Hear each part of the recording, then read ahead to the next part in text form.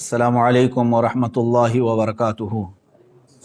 अल्हम्दुलिल्लाहि वकफ़ा वसलामुन अला हबीबिहिल मुस्तफ़ा व अला आलिहि व अस्हाबिहिन नजबा अम्मा बअद फ़अऊज़ु बिल्लाहि मिनश शैतानिर रजीम। इन्नल्लाहा व मलाइकतहु युसल्लूना अलन नबी या अय्युहल्लज़ीना आमनू सल्लू अलैहि व सल्लिमू तस्लीमा। अल्लाहुम्मा सल्लि अला सय्यिदिना व मौलाना मुहम्मदिन मअदनिल जूदि वल करम व आलिहि व अस्हाबिहिल किराम व इब्निहिल करीम व बारिक व सल्लिम सलातन दाइमतन सरमदन अबदा। अज़ीज़ान गिरामी वक़ार, रमज़ानुल मुबारक का मुक़द्दस महीना है और हालिया दिनों में हिंदुस्तान भर में जो हालात चल रहे हैं उससे हर एक मुसलमान बाखबर है, जानता है।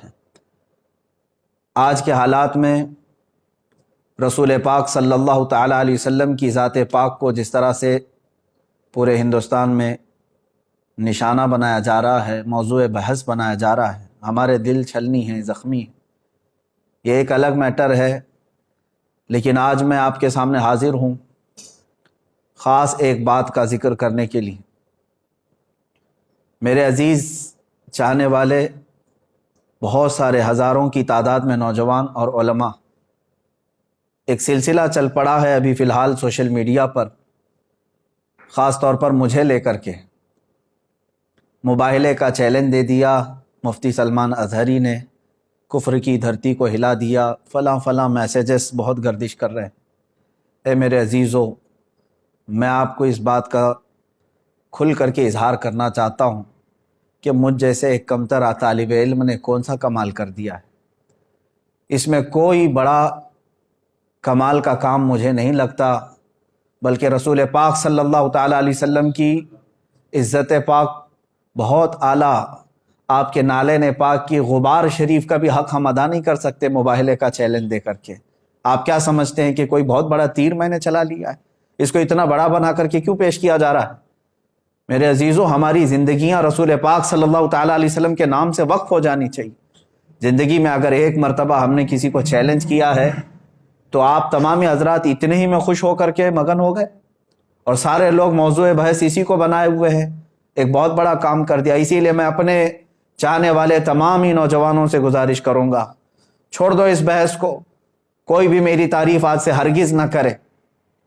बहुत सारे नौजवान आज इसी काम में मसरूफ़ हो गए हैं, सोशल मीडिया पे स्टेटस रखना, डीपियाँ रखना मेरे नाम की, मेरे तस्वीर की, और फिर अलग अलग अलक़ाबात उसमें लगाना, अमीर का, कायद का, और न जाने क्या क्या अलक़ाबात। मुझे शर्म आती है आज, मुझे अफसोस है इस बात में कि ऐ नौजवानों, तुम्हारी गैरत कब जागेगी? जिस मुल्क में रसूल पाक को गालियाँ दी जा रही हैं, उनके दरबार के एक कुत्ते को तुम इतनी बड़ी इज्जत से देखना चाहते हो। मैं हरगिज़ इस चीज़ से पसंद नहीं करता, ना मेरे नाम के नारे लगाए जाए, ना ही मेरे नाम के साथ कोई लक़ब लगाया जाए। मैंने हरगिज़ नामवरी के लिए नहीं किया है। ए नौजवानों, मेरे नाम को हटा दो और ये सोशल मीडिया पर बहसबाजी करना, मेरे मुतालिक, मेरी तारीफ़ में मेरी हिमायत, जो तनकीद कर रहे हैं उनको हज़ारों सलाम। यकीनन मैं तनकीद के काबिल हूँ। जो उलमा मेरे मुतालिक कदगन लगा रहे हैं उनको हज़ारों सलाम। वो मेरी गलतियों को सही करने की कोशिश कर रहे होंगे, लेकिन मुझे डर तारीफ़ करने वालों से। ये सब मूव हो गए रसूल पाक सल्लल्लाहु तआला अलैहि वसल्लम की तारीफ़ को छोड़ करके तुम एक अदना तालिब इल्म की तारीफ़ में लग गए हो। मेरी तारीफ़ बंद करो, मेरे नाम से डीपियाँ रखना और स्टेटस रखना बंद करो। नौजवानों, मैं तुम सबसे गुजारिश करूंगा, ये वक्त है तुम्हारा रसूल पाक सल्लल्लाहु अलैहि वसल्लम की इज्जत के दिफा में गुजारने का।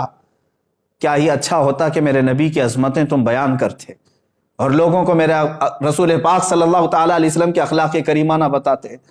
तुम आज ये सोच रहे हो कि हमने एक काफिर, पाखंडी और जलील कुत्ते को हक्कानियत जाहिर करने के लिए मुबाहिले का चैलेंज किया तो एक बहुत बड़ा कमाल कर दिया। मेरे मुतालिक ये कहा जा रहा है उनकी जुरत को सलाम, उनकी बहादुरी को सलाम। कौन सी जुरत है, कौन सी बहादुरी है? ये हर आशिक रसूल, हर मोमिन का फर्ज था। मेरे अजीजों, मैंने कोई कमाल का काम नहीं किया है। रसूल पाक सल्लल्लाहु तआला अलैहि वसल्लम की उस जिंदगी पाक के बाद जिस रसूल ने रातों में रो रो करके हम गरीबों को याद किया हो, क्या उनके आंसुओं के एक कतरे का हक अदा कर सकते हो?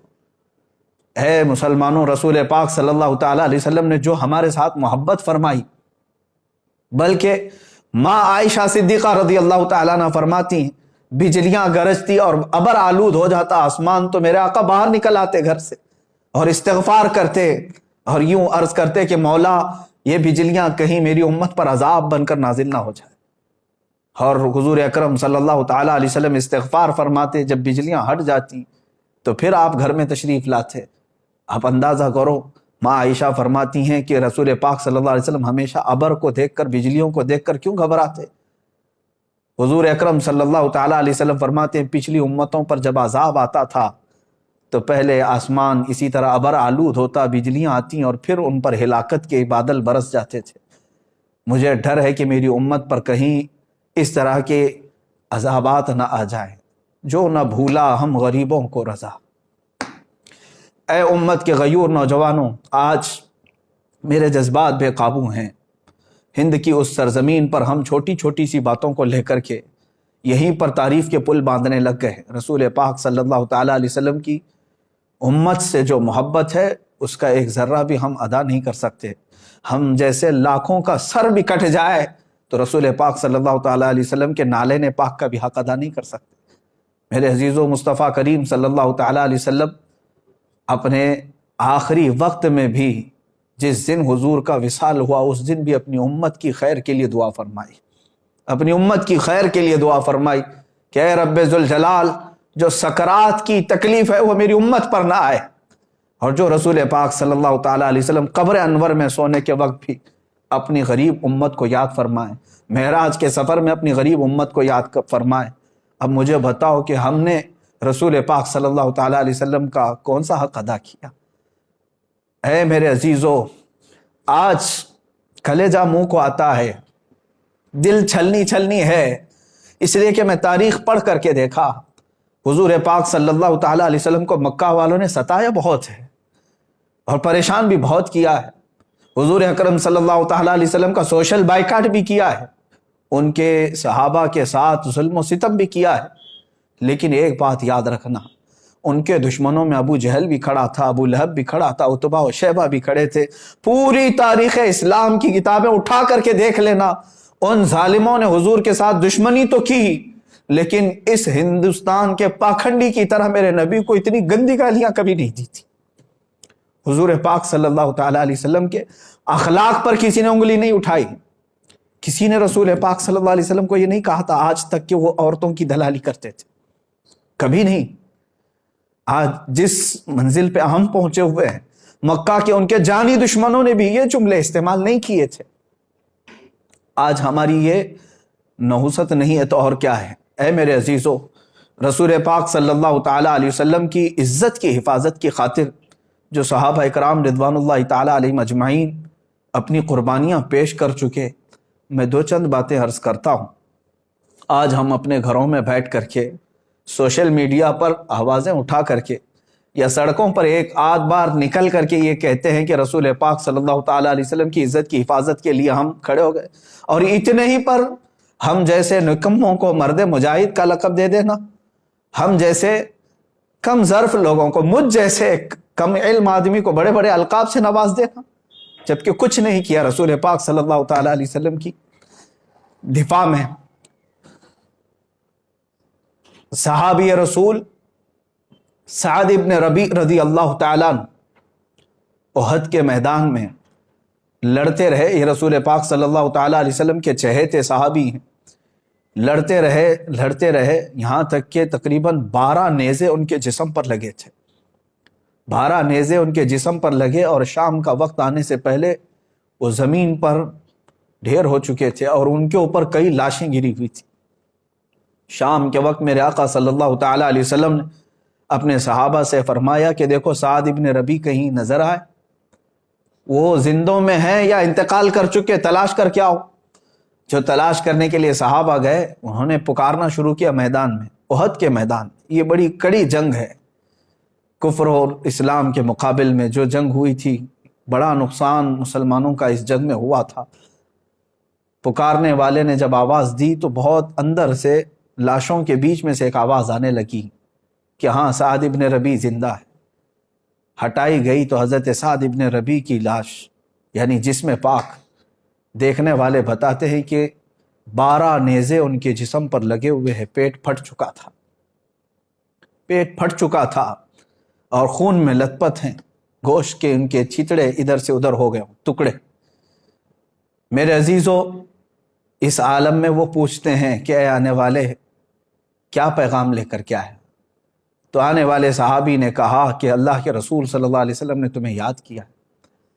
اس صحابی سعد ابن ربیع نے اتنا کہا، جاؤ میرے آقا صلی اللہ علیہ وسلم کو میرا سلام کہہ دو، میں حضور پاک صلی اللہ تعالیٰ علیہ وسلم تک چل کے آنے کی طاقت نہیں رکھتا۔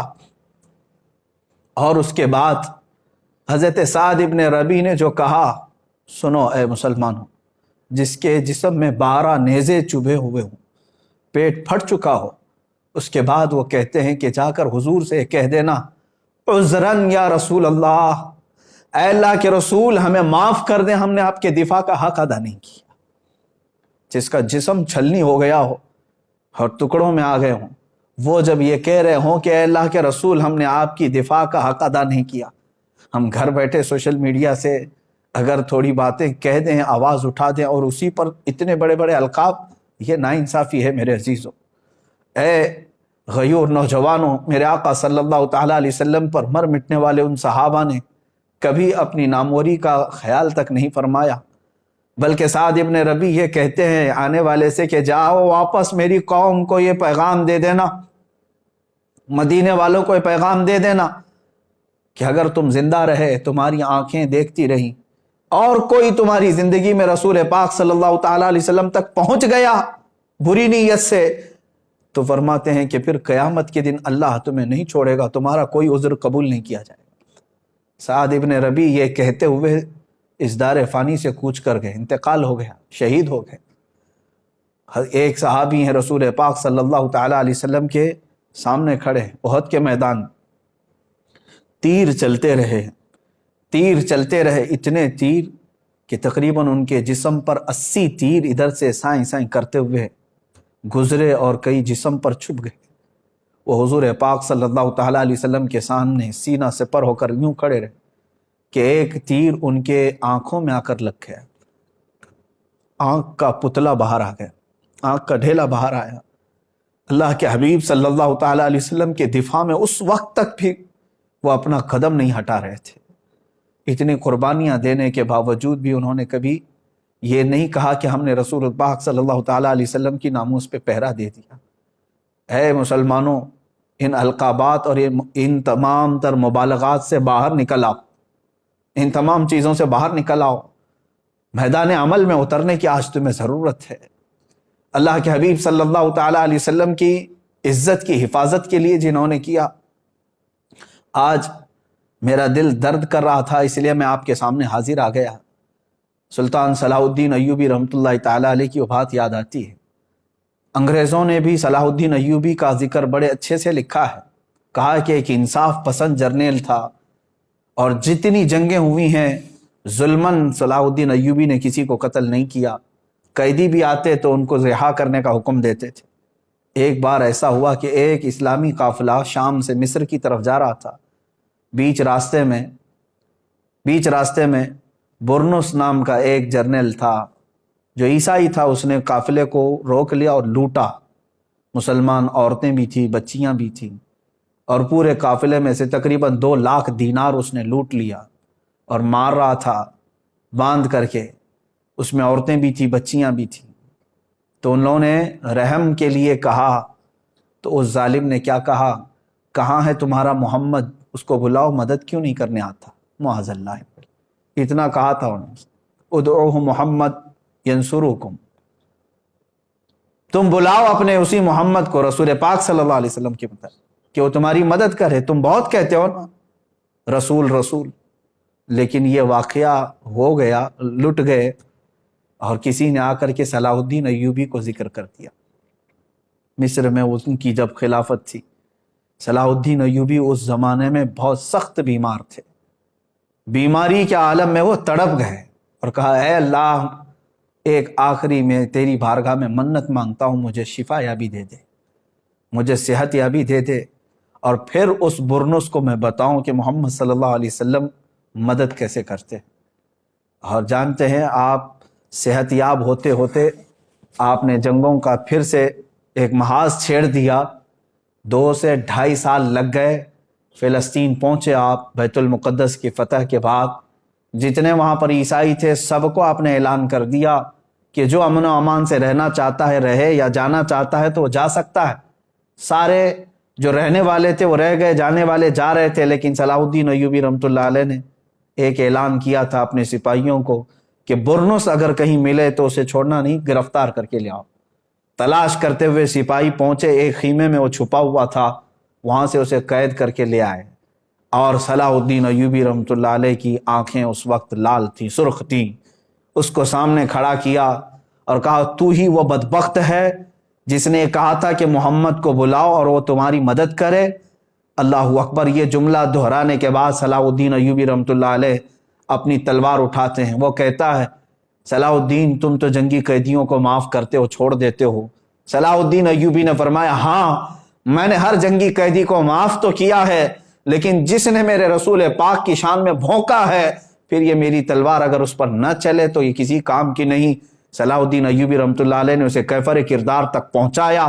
اے مسلمانوں، اے میرے عزیزوں، بات کتنی تھی، اس نے جو کہا تھا۔ یہاں تو میرے آقا صلی اللہ تعالی علیہ وسلم کی شان میں کیا کیا نہیں کہا جا رہا ہے، کیا کیا نہیں کہا جا رہا ہے۔ لوگ اب بھی یہ کہتے ہیں کہ مصلحت کے ساتھ اب جینا کس کام کا رہ گیا ہے۔ جہاں پر ہماری سانسوں میں گھٹن پیدا ہو رہا ہے، اسلام کے لیے ان ظالموں نے کہا کہ یہ کوئی ریلیجن ہی نہیں ہے۔ کیا یہ بکواس سوشل میڈیا پر نہیں ہے؟ وہ کہتے ہیں یہ کوئی دین ہی نہیں ہے، چند گنڈوں نے مل کر کے مال لوٹنے کے لیے ایک سنگٹن بنائی اور یہ مذہب بنا دیا۔ میرے اسلام اور حق دین کو اس طرح کے جملے استعمال کیے۔ اللہ کے نبی صلی اللہ تعالیٰ علیہ وسلم کی شان میں جو الفاظ استعمال کیے گئے وہ زبان پر لانا دشوار ہے، اور حد ہو گئی اب اللہ رب العزت کی بارگاہ میں بھی اس طرح کے جملے کہنا اور شیطان سے منسوب کر دینا۔ اے مسلمانوں، کیا اب بھی یہاں پر ہم ان تمام چیزوں کو سن کر کے خاموش رہیں؟ یہی تمام معاملات تھے جس کی وجہ سے اس بے قرار دل نے اس کفر کی دھرتی کو پکارا کہ آ جا، اگر تجھے اتنا یقین ہے تو اللہ رب العزت اور رسول پاک صلی اللہ علیہ وسلم اور اسلام و قرآن کی شان کیا ہے ہم بتاتے ہیں۔ میرے عزیزو، یہ موبائلے کا چیلنج ایک طرف تھا، اس کو چھوڑو میری طرف، مگر اب میں ان تمام علماء سے کہتا ہوں، یہاں پر بہت سارے علماء اکرام ابھی سوشل میڈیا پر ایکٹیو ہو چکے ہیں۔ کس بارے میں؟ اسی بارے میں لے کر کے کہ مفتی سلمان اظہری نے مباہلے کا چیلنج دے دیا، بعض تنقید میں بعض تعریف میں ہے۔ میں تنقید کرنے والوں کو ایک جملہ بھی نہیں کہنا چاہتا، بہت محترم وہ علماء ہیں، مجھے کوئی غرض نہیں میری تنقید اور تعریف سے، لیکن تعریف کرنے والے علماء جس میں بہت سارے ہیں جنہوں نے مسلسل 2 دن سے اپنے اوقات لگا دیے ہیں، میں ان سب سے گزارش کروں گا، اے گروہ علماء، اللہ تبارک و تعالیٰ نے تمہیں علم کی امانت سپرد کی ہے۔ حد ہو گئی، مجھے تعریف کے جو لیٹر بھیجے جا رہے ہیں، آڈیو بھیجے جا رہے ہیں، میسیجز بھیجے جا رہے ہیں، میرا دماغ پکنے لگ گیا کہ یہ سارے لوگ مل کر کے جتنی میری تعریف پر لگ گئے، کاش رسول پاک صلی اللہ تعالیٰ علیہ وسلم کے لیے لگاتے تو انہیں بہت بڑا اجر ملتا۔ میں تو ایک سادہ سا آدمی تھا، آج ہے کل مر جاؤں گا، ہماری کوئی تاریخ نہیں ہے، ہماری اپنی کوئی حیثیت نہیں ہے، ہم نے جو کچھ بھی کیا ہے وہ صرف رسول پاک صلی اللہ تعالیٰ علیہ وسلم کی محبت کا ایک درد تھا۔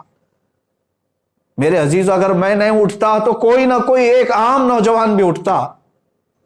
اس میں ابھی مجھے بھیجی گئی ہے، کئی علماء ہیں، میں اب کتنوں کے نام ذکر کروں۔ مفتی گلفام صاحب نے ابھی ایک بیان نشر کیا، بار بار انہوں نے یہ اس میں تائید کا اظہار کیا کہ ہم کھڑے ہیں، مباہلے میں ہم آنے کو تیار ہیں۔ مفتی عالمگیر اشرف صاحب، مولانا طارق انور مصباحی صاحب، مفتی راحت علی صاحب، مفتی نثار احمد مصباحی صاحب، یہ تمام علماء، مولانا توصیف صاحب سنبھل سے، اور کئی جگہ کے بڑے بڑے علماء جو تنظیمیں چلاتے ہیں، کرناٹک سے، راجستھان سے، اور کئی خلفاء اور مشائخ، میں ان سب سے گزارش کروں گا، اے گروہ علماء، اللہ نے آپ کو قلم کی اور زبان کی جولانیت عطا کی۔ میں دیکھتا ہوں یہ میرے محترم علماء جب لکھتے ہیں اس میں بہت اچھی تحریریں ہیں ان کی، لیکن میرے دفاع کے لیے اپنے قلم کو استعمال کرنا بند کر دو۔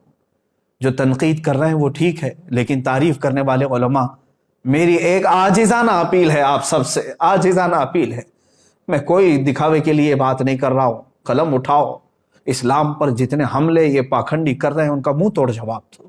اللہ نے تمہیں قلم کی برکت عطا کی ہے، زبان کی اللہ نے جولانیت عطا کی ہے، اٹھاؤ، تقابل ادیان کو دیکھو آپ۔ اور آریہ سماج کے پنڈتوں نے جتنے اعتراضات کیے تھے ان اعتراضات کے جواب علماء حق نے، علماء ربانیین نے دیے۔ اے علماء، آج کام تمہارا اس کے لیے ہے، اللہ نے تمہیں چنا ہے، آپ ہٹا دو اس سلمان اظہری کے نام کو، ہٹا دو اس کو، موضوع سخن ختم کر دو۔ میں تعریف کرنے والے ان تمام علماء کی قدر ضرور کروں گا، محبت ضرور ہے۔ یہ جتنے میسیجز کر رہے ہیں، آڈیو بھیج رہے ہیں یا تحریریں بھیج رہے ہیں، یہ تمام کی ضرورت قطعاً نہیں ہے، قطعاً نہیں ہے۔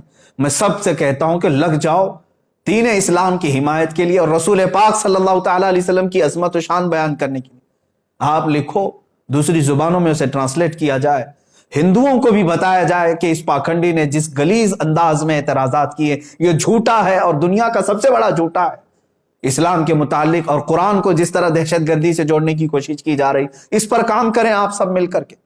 جو خطبہ ہیں وہ آپ میرے دفاع میں نہ آئے، آپ دفاع ناموس رسالت کے لیے اپنا وقت قربان کریں، رسول پاک صلی اللہ تعالیٰ علیہ وسلم کے لیے۔ اور ہر کوئی اب یہ مباہلے کے چیلنج دینے کے لیے اس کی ضرورت نہیں رہ گئی۔ میں پوچھتا ہوں، اے نوجوانوں، اے مسلمانوں، آپ کا دل یہ کہتا ہے؟ ذرا ضمیر پر ہاتھ رکھ کر کے، دل پر ہاتھ رکھ کر کے یہ سوچو، وہ خبیث مردود ملعون جو بھونکتا ہے رسول پاک صلی اللہ تعالیٰ علیہ وسلم کی شان میں اور جانوروں کا پیشاب پینے والا اور بلاತ್ಕಾری میں جیل جانے والا، کیا اس کی حیثیت ہے کہ وہ مباہلہ کرے؟ کیا آپ کو ذرا برابر لگتا ہے؟ بہرحال یہ اسلام کی حقانیت کو ظاہر کرنے کے لیے جو کہہ دیا تھا وہ ہے، انشاءاللہ وہ برقرار رہے گا، لیکن آپ اب اپنا وقت اس بارے میں نہ لگاؤ، میری حمایت میں، میری تائید میں۔ ہاں دعا ضرور کریں، میں دعاؤں کا محتاج ضرور ہوں، دعاؤں کا محتاج ضرور ہوں۔ اور سچ بات میں بتاؤں، حقیقت میں میرے عزیزو، ہم نے ایک کتے کے برابر بھی کام نہیں کیا ہے ابھی۔ بڑی بات نہیں کہہ رہا ہوں، اس لیے کہ تاتاریوں نے بغداد پر حملہ کیا تھا تو تاتاری بادشاہ نے ایک بار علماء حق کو زنجیروں میں باندھ کر کے اپنے دربار میں الٹا لٹایا اور ایک عیسائی پادری کو بلا کر کے کہا کہ ان کے نبی کی شان میں جتنی بری باتیں ہو سکتی ہیں مغلظات بکو ان کے سامنے، یہی ان کو سزا ہے، ان کے لیے دردناک سزا ہے۔ جن کے زنجیروں میں ہاتھ بندھے ہوئے ہیں وہ لیٹے ہوئے ہیں دربار میں، بڑے مجمع کے ساتھ سپاہی بھی موجود ہیں۔ بادشاہ کا اس دربار میں کتا تھا جو زنجیر سے بندھا رہتا تھا، سونے کی زنجیر سے۔ میرے عزیز و تاریخ کی کتابوں میں اٹھاؤ، بڑے معتمد اور مستند علماء اسلام نے اس کو نقل فرمایا ہے۔ جیسے ہی وہ پادری رسول پاک صلی اللہ علیہ وسلم کی شان میں ہرزہ سرائی شروع کیا، کتا بھونکنے لگ گیا، وہ خاموش ہوا۔ تھوڑی دیر کے بعد پھر وہ مغلظات بکنے لگا، کتا پھر بھونکنے لگا۔ لوگوں نے کہا تیری تقریر پہ، تیرے بیان پہ تو نہیں بھونک رہا ہے۔ اس نے کہا ارے وہ جانور ہے، میں جو بول رہا ہوں اس کی کیا سمجھ میں آتا ہے۔ تیسری بار جب پھر وہ مغلظات شروع کیا، محمد ایسے، محمد ویسے، معاذ اللہ رب العالمین، کتا زنجیر توڑ کر کے اچھل کر کے آیا اور دم زدن میں اس پاکھنڈی پادری کے اوپر چڑھ گیا اور اس کو دم زدن میں چیر کر رکھ دیا۔ سب کے سامنے اس کتے نے اس کی زبان کو ختم ہی کر دیا، وہ مر گیا اسی جگہ پر۔ اس واقعے کو نقل کیا ہے معتمد علماء اسلام نے، اور اس کی اس بات کو دیکھ کر کے پورے مجمع میں ایسی ہیبت طاری ہو گئی، ایسی ہیبت طاری ہو گئی کہ ایک جانور ہے اور وہ گستاخی کو نہیں سنبھال سکتا، سن نہیں سکتا، برداشت نہیں کر سکتا، اور پھر ایسا حملہ کیا۔ اس مجمع کے بعد کئی لوگ دائرہ اسلام میں بھی داخل ہوئے، جو کفر و شرک کی دھرتی میں موجود تھے وہ دائرہ اسلام میں آئے۔ اسی لیے میں نے کہا کہ اس کتے کے برابر بھی کام نہیں کیا۔ میرے عزیزو، آپ سب سے میں یہی کہوں گا کہ آپ تمامی حضرات اپنے اس قیمتی وقت کو میرے دفاع میں، تائید میں، حمایت میں نہ صرف کریں۔ جو رسول پاک صلی اللہ تعالیٰ علیہ وسلم سے تھوڑی سی بھی محبت رکھتا ہے، میں ہر سنی نوجوان سے آج کہوں گا، اگر تمہیں آج کا یہ موبائلے کا چیلنج ہاٹ ٹاپک لگتا ہے، ہاٹ ایشو لگتا ہے، اور دیکھنا چاہتے ہو کہ اب کیا ہوگا، کل کیا ہوگا، انشاءاللہ العزیز 17 رمضان المبارک کو حق واضح ہو ہی جائے گا، لیکن اس سے قبل میں ہر سنی جوان سے کہوں گا کہ آ جاؤ، مصطفیٰ کریم صلی اللہ تعالیٰ علیہ وسلم کے قدموں میں تمہاری عزت ہے۔ تم نے پوری زندگی بھر نہ جانے کتنے غلامیوں کے پٹے اپنے گلے میں ڈال رکھے ہیں، تم اپنے گلوں سے ان زنجیروں کو توڑ کر کے آ نہیں پا رہے ہو۔ کتا تو سونے کی زنجیر بھی توڑ کر کے آ گیا تھا، اب ہمارے پاس جو غلامی کی زنجیریں ہیں وہ فیشن پرستی کی زنجیریں ہیں، مصلحت پسندی کی زنجیریں ہیں، گناہوں کی لت جو پڑی ہے یہ زنجیریں ہیں، بزدلانہ زنجیریں تمہارے گلوں میں پڑی ہوئی ہے، توڑ کر کے آ جاؤ۔ کون کہتا ہے کہ رسول پاک صلی اللہ تعالی علیہ وسلم کا چہرہ خراب تھا؟ تمہیں یقین نہیں ہے؟ دنیا کا سارا حسن و جمال میرے رب ذوالجلال نے میرے مصطفیٰ کو عطا کیا تھا، اس حسین رسول پاک صلی اللہ تعالی علیہ وسلم کے تم پیروکار ہو، تو پھر کیوں اس رسول پاک کے اخلاق کو اپنانے سے تم ہچکچاتے ہو؟ کیوں ڈرتے ہو؟ ہزار تانوں کو چھوڑ دو، لوگ کیا کہتے ہیں، تم یہ دیکھو کہ میرے آقا کل قیامت کے دن مجھے کیا کہیں گے، میرا چہرہ دیکھنے کے بعد حضور صلی اللہ تعالی علیہ وسلم کیا کہیں گے؟ میں نے چہرہ یہودیوں کا بنایا، میں نے چہرہ کفار و ہنود کا بنایا، اور بات کرتا ہوں رسول پاک صلی اللہ علیہ وسلم کی۔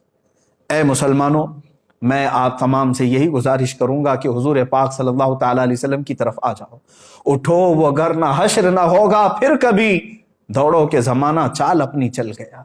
اور آج میں اسی بات پر آپ سب کو یہ میسج ضرور دینا چاہوں گا، کیوں نام محمد پر مر نہ جائیں ہم عزت سے، یوں بھی تو ہمیں دنیا سے ایک دن تو جانا ہے، یوں بھی تو کسی دن ہم کو دنیا سے تو جانا ہے۔ رسول پاک صلی اللہ تعالیٰ علیہ وسلم کے ہو کر کے جائیں گے تو قیامت کے دن سر بلند رہو گے، سرخرو رہو گے۔ اس لیے کہ میرے عزیزوں، ہمارا یہ قان ہے، ہمارا یقین ہے، ہمارا یہ بھروسہ ہے کہ ہماری قبر میں بھی رسول پاک صلی اللہ علیہ وسلم تشریف لائیں گے۔ قیامت کے دن انہی کی شفاعت اور سفارش ہمارے لیے کام آئے گی، تو دنیا میں ان کے ہو جاؤ اور انہی کی طرف لو لگا لو، اور اپنا جینا مرنا رسول پاک کے لیے کر دو۔ سیدی سرکار اعلیٰ حضرت فاضل بریلوی رضی اللہ تعالیٰ عنہ نے اپنی پوری زندگی دفاع ناموس رسالت کے لیے وقف کر دی۔ ہزار ان کے زمانے میں بھی ان کو لے کر کے تنقیدیں اور تعریفیں ہوتی رہی ہوں گی، لیکن ان کی کتابوں میں مجھے بتاؤ کہاں انہوں نے اپنی تنقید کرنے والوں کے لیے کیا لکھا، تعریف کرنے والوں کے لیے کیا لکھا؟ بلکہ کہیں پر کچھ ملتا نہیں ہے۔ انہوں نے تو صرف یہ کہا ہے، کروں مدح اہل دول رضا، پڑے اس بلا میں میری بھلا، میں گدا ہوں اپنے کریم کا، میرا دین پا رہے نہ نہیں۔ انہوں نے تو زندگی بھر رسول پاک صلی اللہ تعالیٰ علیہ وسلم کے لیے قلم اٹھایا۔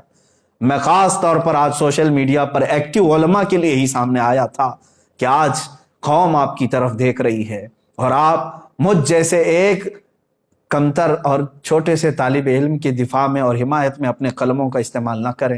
حضور پاک صلی اللہ تعالیٰ علیہ وسلم کے لیے، شان اسلام کے لیے، اور کفار و مشرکین جو بھدے اعتراضات کرتے ہیں ان کا منہ توڑ دنداں شکن جواب دینے کے لیے اپنے قلم کی جولانیت کا استعمال کریں، خطبہ اپنی زبانوں کو انہی کے لیے استعمال کریں، اس لیے کہ اللہ نے یہ امانت کے طور پر آپ کو علم دیا ہے، اور آپ کو یہ علم خرچ کرنا ہی ہے رسول پاک صلی اللہ تعالیٰ علیہ وسلم کی عزت کی حفاظت کے لیے۔ اور آخر میں یہی کہوں گا، جس کو اعلیٰ حضرت رضی اللہ تعالیٰ عنہ نے بطور میسج ہمیں دیا ہے، انہیں جانا انہیں مانا، نہ رکھا غیر سے کام، للہ الحمد میں دنیا سے مسلمان گیا۔ اے میرے عزیزو، آج میں نے یہ جو کچھ بھی باتیں کہیں اسی لیے کہ میں بے چین ضرور ہوں، لیکن دنیاوی حالات اور پریشانیوں کو لے کر کے نہیں، کہ میرے اوپر کیا دباؤ بن رہا ہے اس کو لے کر کے میں ہرگز پریشان نہیں ہوں، بلکہ ابھی میں آپ کو بتاؤں، آپ سب حضرات جانتے ہوں گے رمضان المبارک آ چکا ہے۔ آج ہی کل ہی میرے پاس ایک نوجوان بچہ آیا، انجینئر بھی ہے، بیٹھے تھوڑی دیر بات کرنے کے بعد بتایا اس نے کہ پچھلے 1.5 مہینے سے وہ کھانے کو، گوشت کو ہاتھ تک نہیں لگایا، صرف اس لیے کہ جس جگہ رسول پاک صلی اللہ تعالیٰ علیہ وسلم کو گالیاں دی جا رہی ہوں اور میں نرم نرم غذائیں کھاؤں۔ اس نوجوان کی اس بات کے بعد کیا ہمارا دل کھول نہیں جاتا؟ ہم بھی تو آج سارے لوگ مستیوں میں ہیں، ہمارے پاس جو کچھ بھی دیا ہوا ہے وہ رسول پاک کے نام کا ہے، علماء آپ سب کو معلوم ہے، مشائخ آپ سب کو معلوم ہے، ہم آج تک رسول پاک کے نام پر ہی کھا رہے ہیں، حضور پاک صلی اللہ تعالی علیہ وسلم کا نام لیتے ہیں اور کھاتے ہیں۔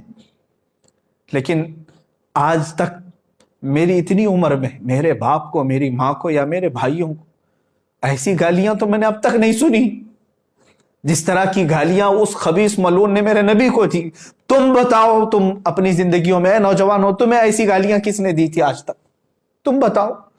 تمہاری داڑھیوں کو دیکھ کر کے لوگ گالیاں نہیں دیتے، آج تم سر پہ ٹوپی رکھتے ہو تو تمہیں لوگ گالیاں نہیں دیتے۔ تمہاری ماں کو اور تمہارے باپ کو کس نے اس قدر گالیاں دی تھی؟ تمہیں کبھی کسی نے دلال کہا عورتوں کا؟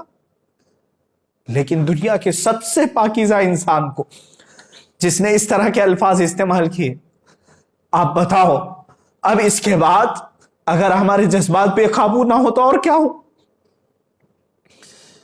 ہم نے اپنے گھر والوں کے لیے کبھی اس طرح کی گالیاں نہیں سنی۔ اب میں اپنے اس گفتگو کو ڈائیورٹ کرتے ہوئے کہتا ہوں، ان ہندوؤں سے بھی، ان پاکھنڈیوں سے بھی، اگر تم نے طے کر ہی لیا ہے کہ مسلمانوں کو ٹھیس پہنچانا ہے تو لے لو ہم سب کی زندگیوں کو اور آج ہی سے کوسنا شروع کرو، ہمیں جتنی گالیاں دیتے ہو دے لو۔ ایک بار میرے مصطفیٰ صلی اللہ تعالی علیہ وسلم کی طرف انگلی اٹھانا چھوڑ دو، اس قرآن عظیم کو بولنا چھوڑ دو۔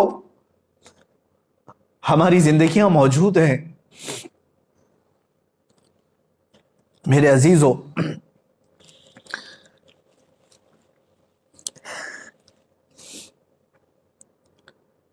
آج رمضان المبارک کی اس شب میں تعریف کے لیے نہیں عرض کرتا، روزانہ ہر رات مدینہ طیبہ سے میرے شاگرد ہیں، بچے ہیں، ایک میرا مخلص شاگرد ہے، وہاں سے فون لگاتا ہے بارگاہ مصطفیٰ میں اور گنبد خضرا کے نیچے سے ویب کانفرنسنگ کے ذریعے سے دیکھ لیتا ہوں، دل کو ٹھنڈک ہوتی ہے۔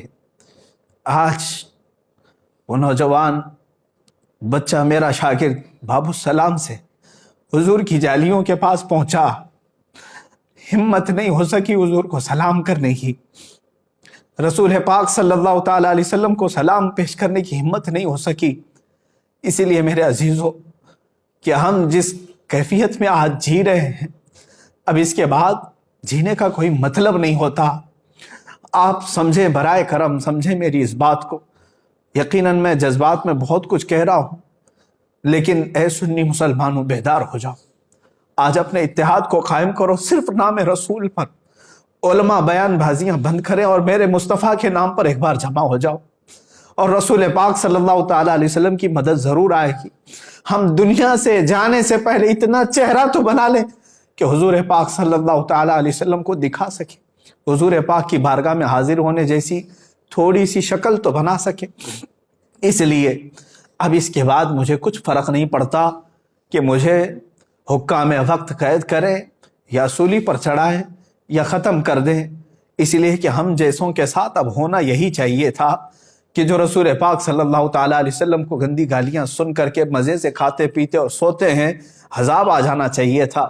پھر بھی میرے آقا کی رحمت کاملہ ہے کہ وہ اب بھی اپنی امت کو درد اور تکلیف میں دیکھنا گوارا نہیں کرتے۔ قرآن نے ان کے متعلق ہی کہا ہے، عزیز علیہ ما عنتم، حضور فرماتے ہیں تمہارے قدموں میں کانٹا بھی چبھ جائے تو مجھے یہ برداشت نہیں ہوتا۔ رسول پاک صلی اللہ تعالیٰ علیہ وسلم کو ہمارے قدموں میں چبھنے والا کانٹا گوارا نہیں، اور ہم آج اپنے کانوں سے حضور کے لیے گندی گالیاں سن کر گوارا کیسے کر سکتے؟ بس میں کہنے کی طاقت میں نہیں ہوں، اخیر میں اتنا کہوں گا، عذراً یا رسول اللہ، اے اللہ کے نبی، ہم نکموں کو معاف فرمائیں، بد ہیں تو آپ کے، بھلے ہیں تو آپ کے، ٹکڑوں پہ پلے یہی کے رخ کدھر کریں، یا رسول اللہ آپ ہی کی تو شان ہے۔ گندے نکمے کمی، مہنگے ہیں کوڑی کے تین، کون ہمیں پالتا، تم پہ کروڑوں درود کر کے تمہارے گناہ، مانگے تمہاری پناہ، تم کہو دامن میں آ تم پہ کروڑوں درود۔ اے رسول مختار صلی اللہ تعالیٰ علیہ وسلم، ہند کے ان ہم جیسے بزدل مسلمانوں کو معاف فرما دے اور قوت حیدری عطا فرمائے۔ علماء کی زبان میں اے اللہ کے نبی طاقت و قوت عطا فرمائے، جوانوں کو بازو میں طاقت و قوت عطا فرمائے۔ ہم جئیں تو سر بلند کر کے جئیں اور آپ کی شان میں گالیاں سن کر کے نہ جئیں۔ اے رسول پاک، مدد کی بھیک ہے، مدد کی بھیک۔ اے خاصان رسول، وقت مدد ہے، امت پہ تیرے وقت عجب آ کے پڑا ہے۔ وآخر دعوانا ان الحمدللہ رب العالمین۔